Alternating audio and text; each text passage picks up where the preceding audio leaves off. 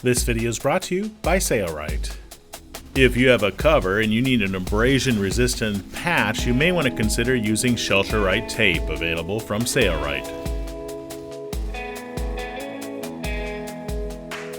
This is a powerboat cover which we are currently building. Any areas of the cover that come in contact with the rather sharp edge should be reinforced with an abrasion-resistant fabric. While patterning the cover, we want to mark the areas where we want to apply a resistant or abrasion-resistant patch. We are marking the outside of the cover, but on the underside is where we want that patch to be applied. Now we're going to take it to the loft table and use the Shelter-Rite tape that's available by the foot from Shelter-Rite. We're going to cut it to size. The Shelter-Rite is also available in a running yard in a 61-inch width.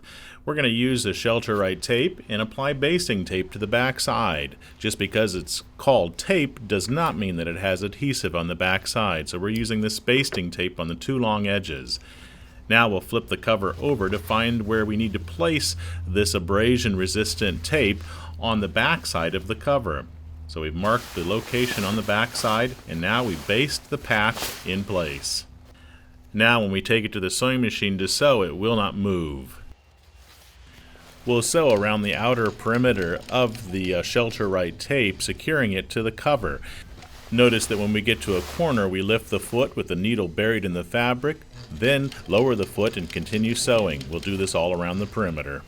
Now that this abrasion-resistant Shelter-Rite vinyl has been placed on the bottom side, when the cover rubs against any jagged or rough objects, it will not wear through the actual cover itself. At the location where the cover rests on the powerboat windshield, we sewed 2 strips of the 3-inch Shelter-Rite tape together to make it larger, and we'll baste and sew it in place there. This cover has a few pleats to help make the cover form-fitting to the powerboat.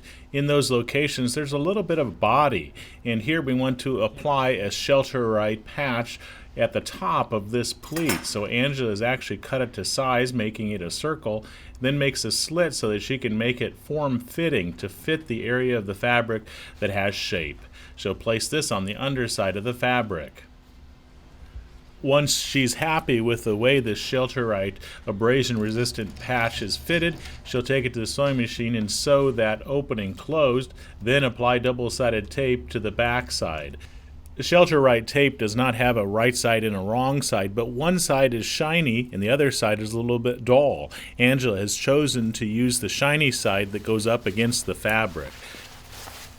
Then she'll baste it in place, being sure that she's happy with the way it fits into the cover. Then take it to the sewing machine and sew around the perimeter.